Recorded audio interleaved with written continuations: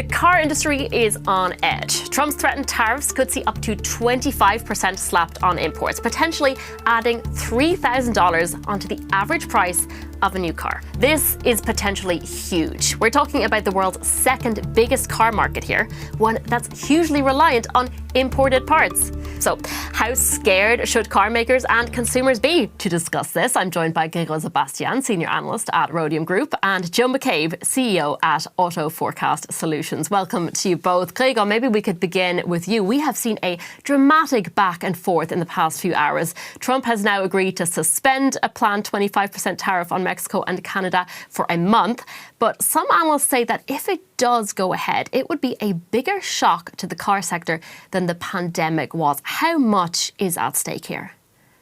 A lot is at stake, right? We're talking about a global crisis that the auto industry is in. We're seeing fires that they have to put out in the European market, where fleet emission fines are looming this year. It's a weak market.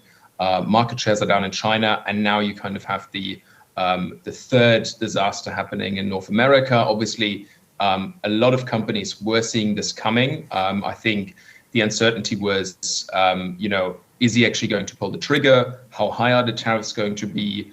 And are there going to be a couple of exemptions? But a look of it, we've averted crisis for now, but uncertainty remains. And the North American car market is hugely important for basically any global car maker, especially obviously US, Japanese, and German car makers.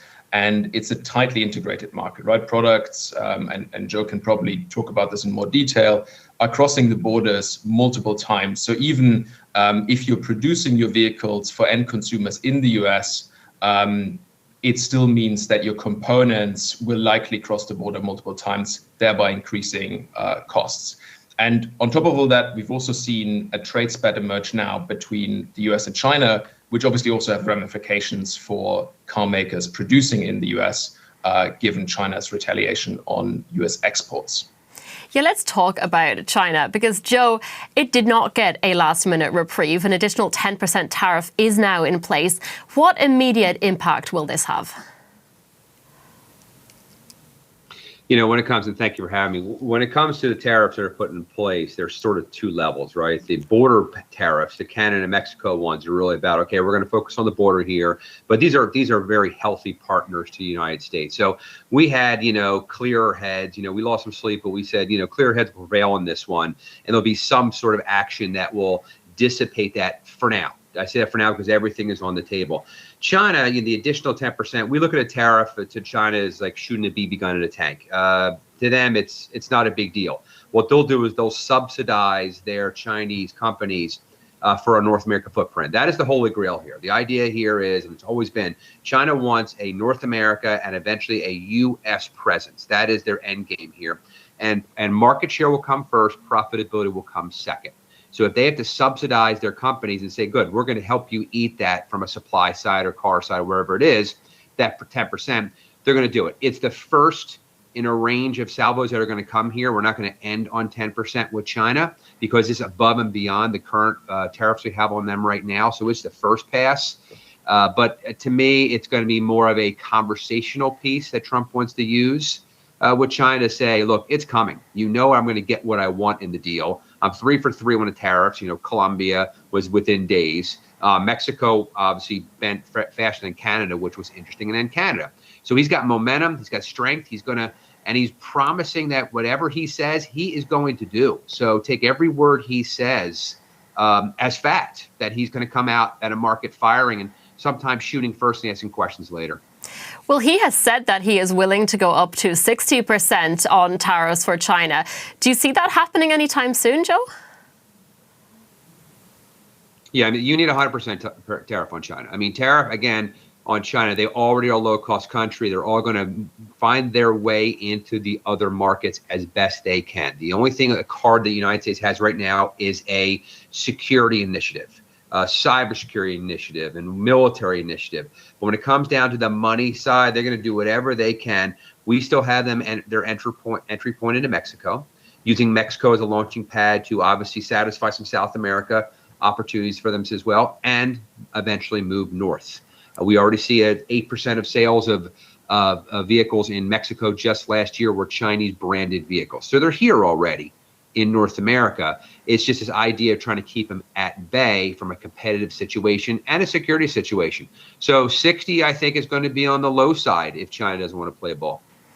I want to talk about Trump's overall strategy, though, because he says he wants to revive U.S. manufacturing. At the same time, he's cut EV subsidies. Gregor, can we expect to see some big revival of the combustion engine? And if we can, how are car makers going to respond after years of being told to go electric? Well, we're seeing small sputter starts here, right? Stellantis, for instance, has already revived one of their plants to produce ICE SUVs in the last few weeks that they maybe otherwise wouldn't have done if those repeals weren't coming. I think the US market is still going to shift very slowly to EVs, right? Manufacturers, including their suppliers, mainly battery makers from Korea, have put in billions into setting up the initial supply chain, right? Obviously, that upstream supply chain, when you look at kind of refined lithium, cathode and anode production, is still heavily dependent on imports. But at a cell manufacturing level that goes into those EVs and also new production lines, there has been a lot of investment, right?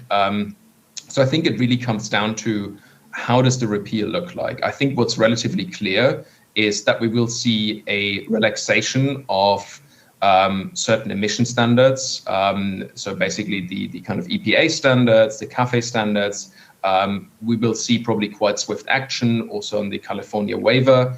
I think where the jury is still a little bit more out there, although I also expect kind of relaxation or complete repeal of the EV tax credits, be that the kind of leasing, 45W or 30D. So kind of the purchasing end, if you're a consumer, you get a up to $7,500 US incentive that could go. And I think this is something where actually quite a few US-based companies, be it GM or Ford, would be quite keen to keep that, right? Because at the moment, their EV business is not yet profitable, but they've put so many resources into it that they would like some of those incentives to stay. But once again, overall, I think the market will see a much more gradual and slower shift to EVs, probably an uptick in plug-in hybrids.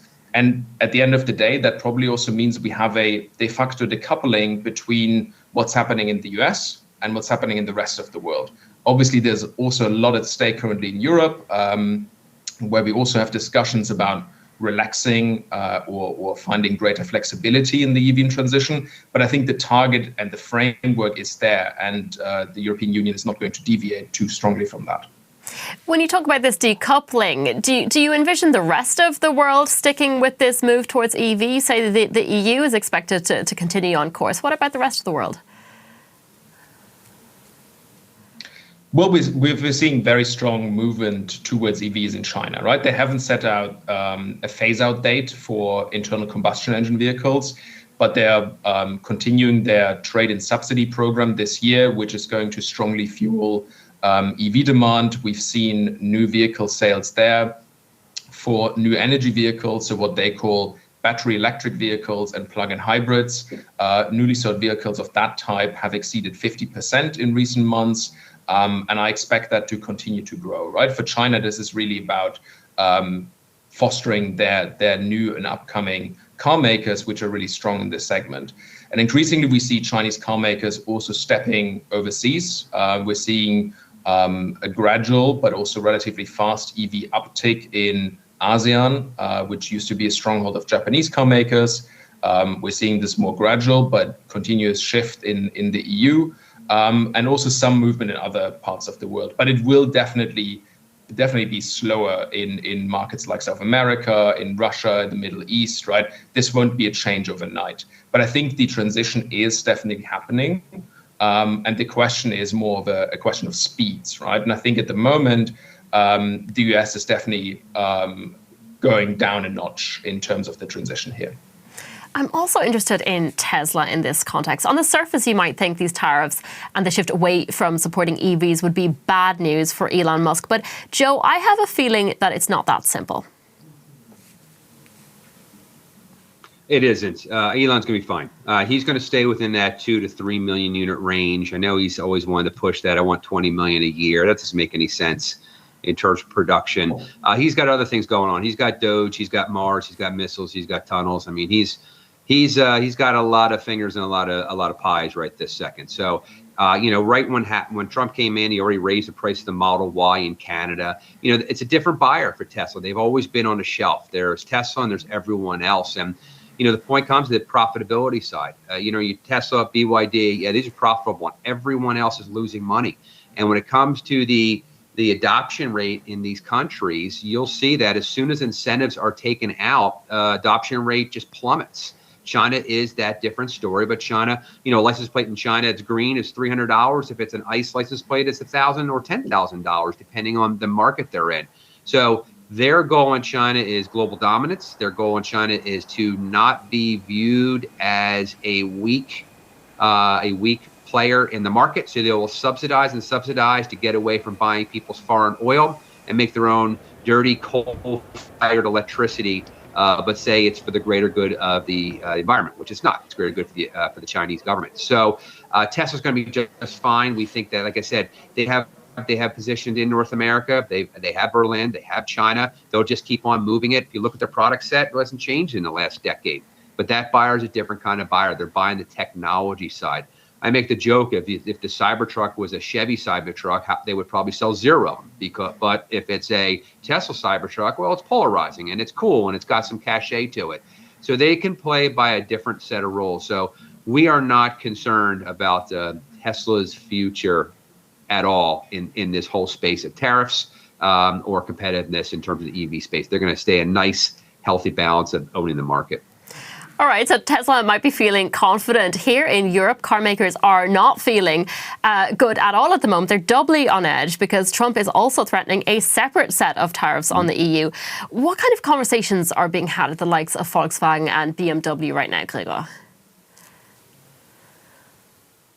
Yeah, I mean, companies are obviously hugely concerned, right, about what's going to happen. We've seen initial Trump comments even before he was sworn in as president, that he's going to come after the EU. He's repeated those comments right now. I think he's really taking this negotiation and tariff approach in stages, right? We've already talked about China. He's starting out relatively low with 10% to also avoid this huge inflationary push all at once, right?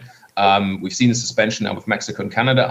I strongly suspect the next target will be the EU, and here obviously Germany is in the firing line, right?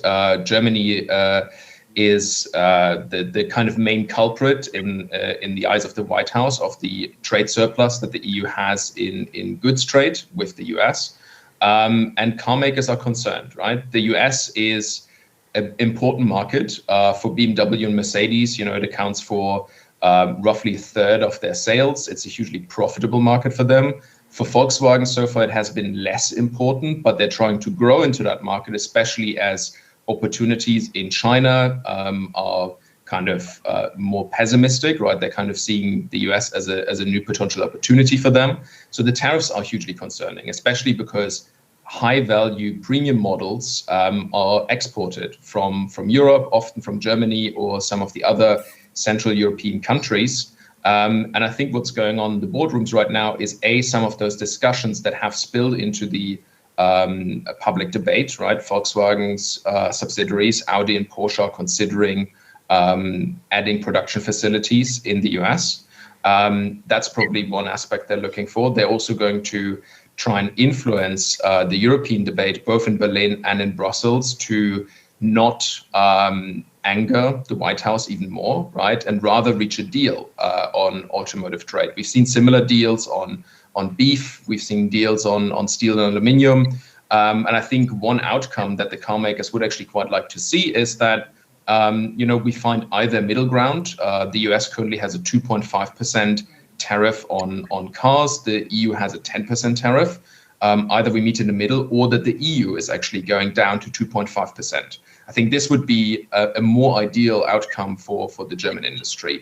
But obviously, there's also other interests at stake, right? There's the potential of competition from China, and the EU still wants to stick to a WTO compliant solution, right? So it's all not that easy to make that deal stick, especially if some of these trade disputes are not car specific, right? We're also talking about Greenland here. We're talking about digital services tax on Google and Meta, right?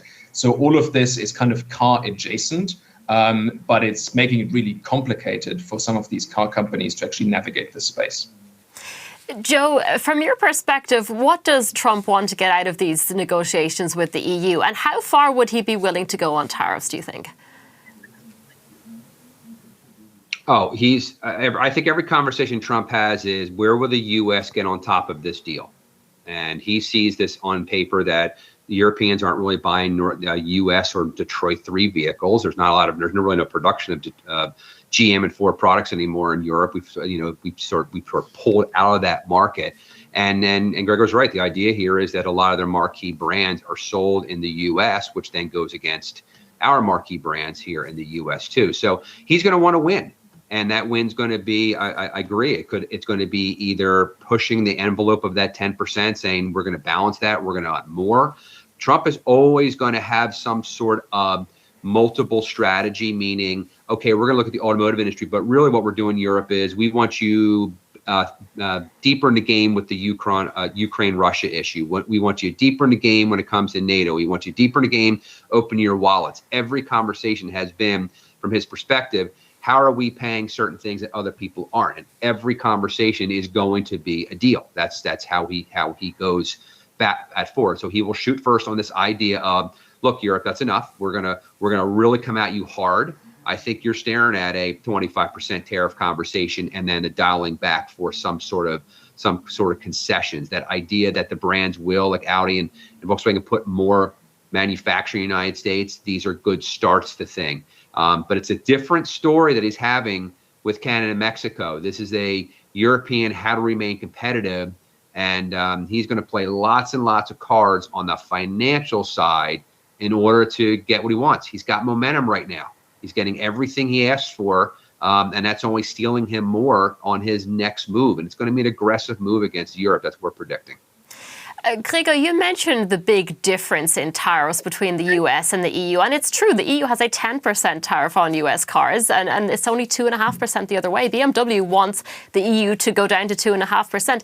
If that were to happen, what would the impact on the car industry here be? I mean, it depends on how you structure the deal. So generally, the EU would probably have to lower its 10% tariff across the board for all countries, right?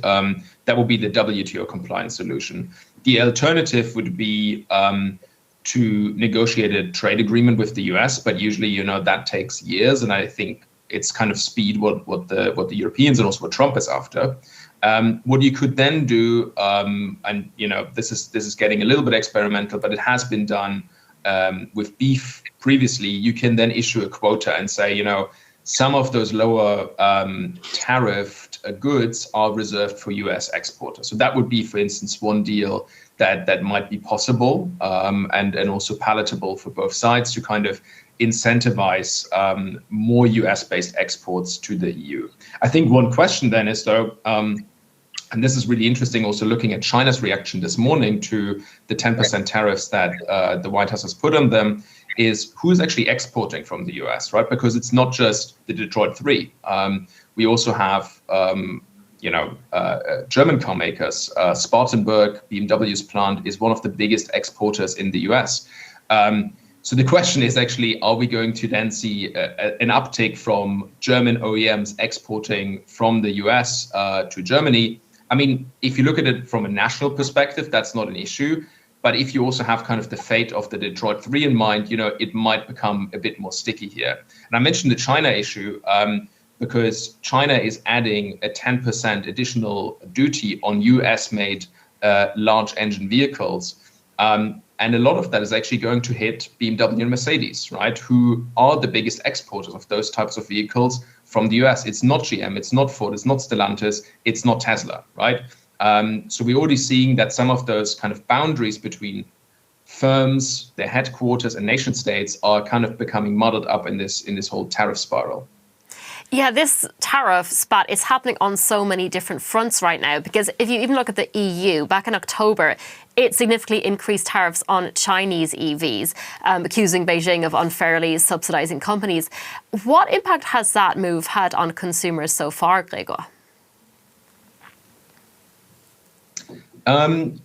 So, I mean, looking at it from the supply side, first of all, we have seen a decrease in Chinese EV exports to the EU, right? And Chinese EVs had a 20% market share in the EV segment in Europe. So that could mean over time that consumers will have less choice because some of those exporters are basically abandoning exports. SAIC, which was hit by the highest duty of 38%, I think has stopped exporting over the last few months. So that could be one issue from the consumer end, right? Obviously, some of the local producers are going to breathe a sigh of relief that there's less competition. But we should also not underestimate, the kind of creativity and perhaps ingenuity of some of these Chinese producers. A lot of the EV growth in China has been driven by plug-in hybrids, especially BYD is actually selling more plug-in hybrids now than pure battery electric vehicles. And those are not subject to an additional tariff in the EU, right? So what I would expect going forward is that Geely, BYD, and some other producers are going to ramp up exports of those vehicles.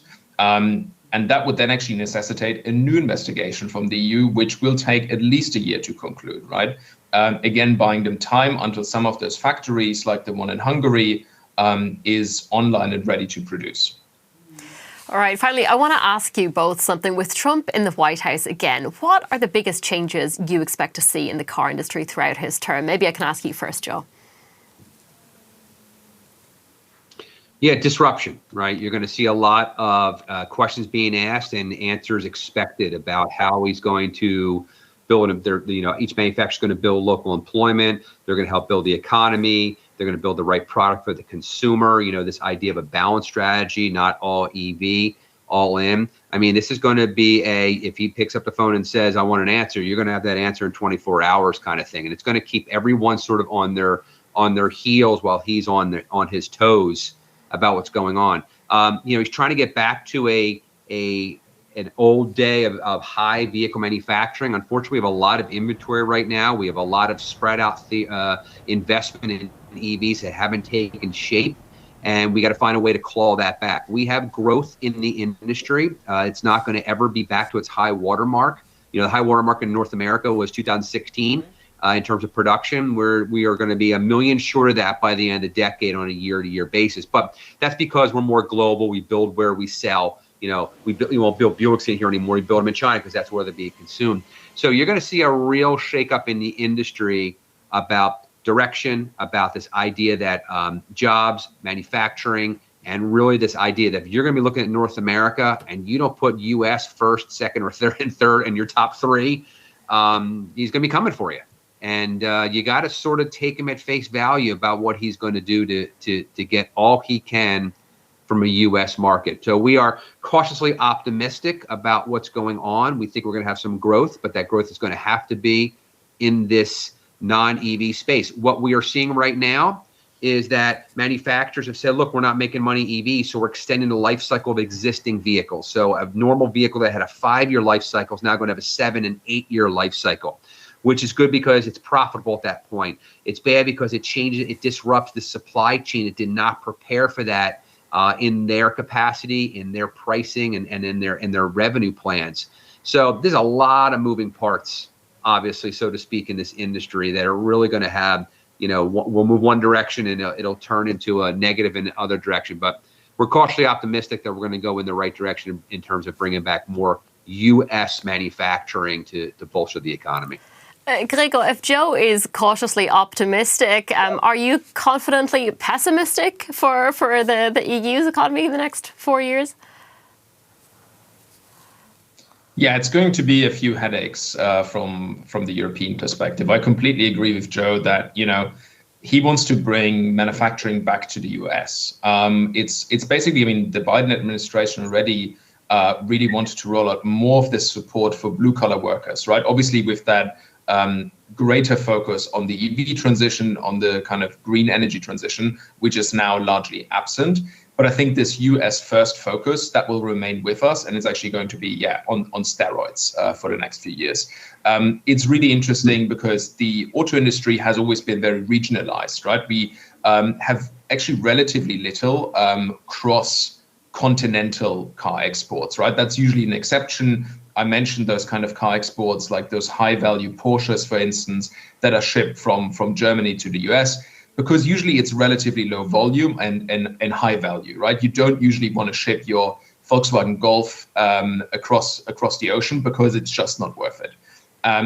But the regionalization is, I think, taking one step further now, as Joe mentioned, right, to mean US first. And I think when you look also at his statements that he made with Canada specifically as well, right, about some of those car plants, that are being built in Ontario, he wants those to go to Detroit or Ohio, right? Like he wants those to go back to the US. So what I would expect is also a renegotiation of the USMCA deal, right? He's really looking for that. I think so far there's a lot of provisions in that aim to ensure a North American content that could be pushed and further specified through various additions to make it even more favorable to produce in the US, right? I think this is what he's getting at.